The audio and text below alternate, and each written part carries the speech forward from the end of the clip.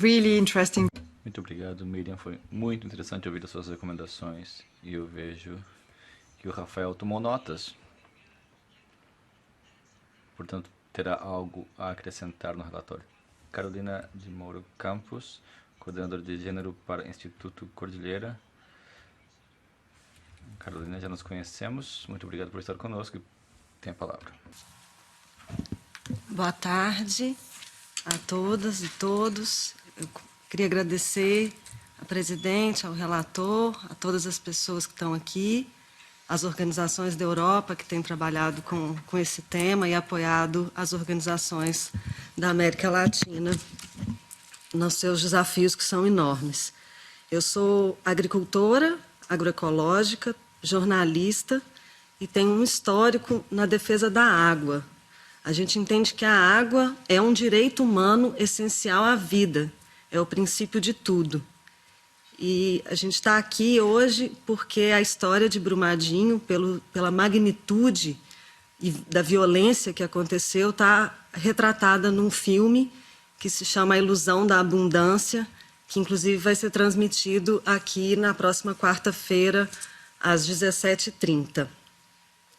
A sanha pelos minérios tem causado a destruição de muitos territórios, o adoecimento e a morte trágica e precoce de nossos irmãos e irmãs, a eliminação de povos originários e de sua cultura ancestral, a contaminação de nossas águas, a devastação das serras, dos aquíferos e ecossistema, o desmatamento de nossas florestas, a expulsão de famílias agricultoras de suas terras, a exploração sobre trabalhadores, a perseguição às pessoas defensoras da vida e dos direitos humanos, a violência sobre as crianças e o aumento da sobrecarga de trabalho das mulheres.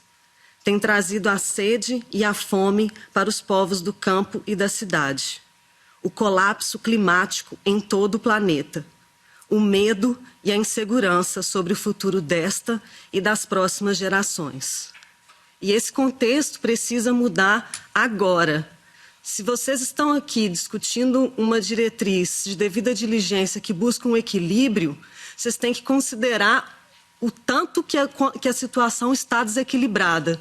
As grandes empresas e corporações têm muito poder, influenciam os governos em todos os níveis, enquanto os povos são cotidianamente massacrados, não têm voz. Quando conseguimos espaço de fala, somos desqualificados.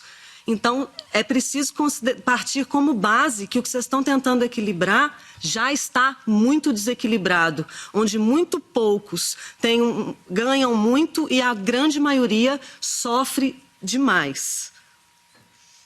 Onde eu vivo, existem em Minas Gerais dezenas de complexos minerários com centenas de barragens de rejeito. E essas barragens se tornaram pânico e terror na vida de muitas pessoas. As nossas vidas, nossa cidade foi brutalmente atravessada pela irresponsabilidade da segunda maior mineradora do mundo, que é a Vale. Até hoje, 3 anos e 9 meses que o crime aconteceu, 4 pessoas ainda não foram encontradas.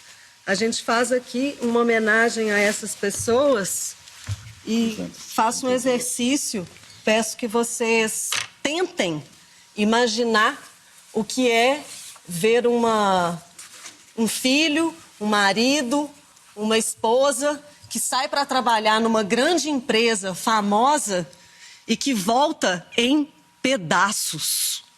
Muitas famílias enterraram um pedaço, receberam corpos dos seus entes queridos em sacos pretos, com as pessoas picadas.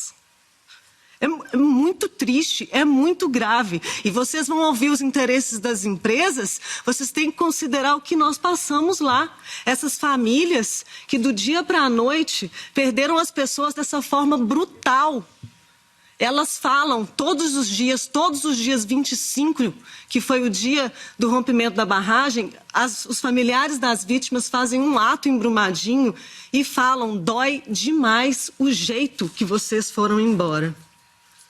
E a gente vive essa crise civilizatória, emergência climática. Não dá mais para a gente viver na ilusão de acordo de papel, de metas para 2050. É para ontem, amanhã já é tarde.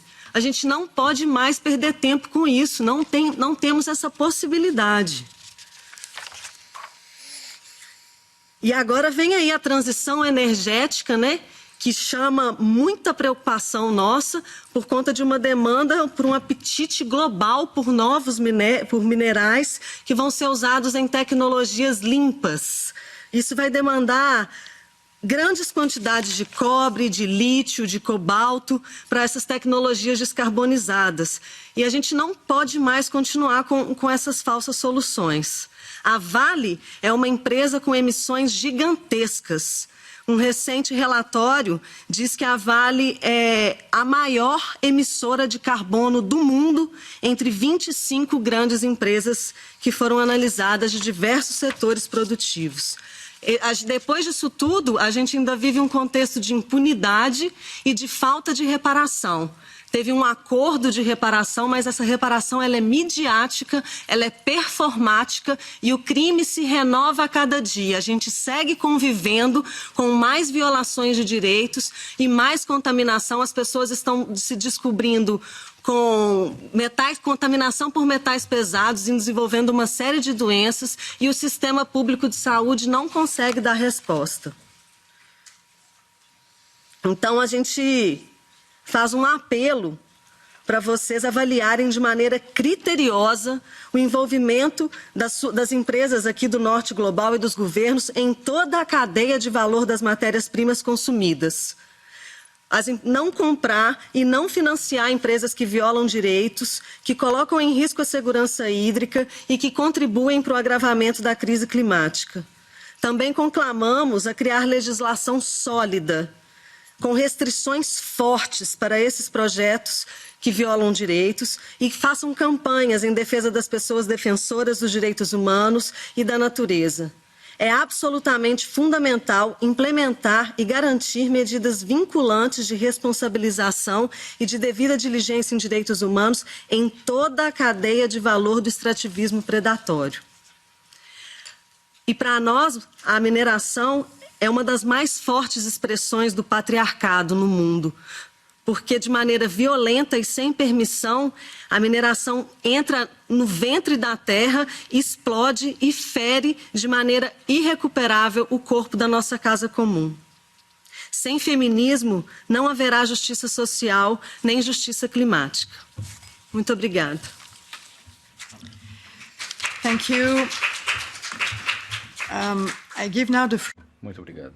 Eu passo a palavra agora ao Danilo Chamas, advogado ligado a direitos humanos e presidente do Instituto Cordilheira. Foi muito interessante ouvir o testemunho sobre a situação em Brumadinho, uma situação ligada a duas empresas, a Vale, que é uma multinacional, e há muito capital que vem da Europa também. Por isso é importante também que esse dever de diligência, a nossa diretiva, lide com a questão do sistema financeiro, do financiamento. Uma outra empresa é a TÜV Süd, que foi encarregada da estrutura da barragem, e essa é uma empresa alemã. Portanto, essas empresas têm a responsabilidade sobre essa catástrofe que matou tantas pessoas e destruiu o ambiente da região. Por isso é muito interessante ver como a diretiva sobre dever de diligência deve e pode mudar a situação. Infelizmente, não vamos poder trazer de volta as pessoas que morreram, mas pelo menos podemos evitar que catástrofes como essas ocorram de novo no futuro. É assim que vocês podem contribuir com o nosso trabalho. Danilo tem a palavra.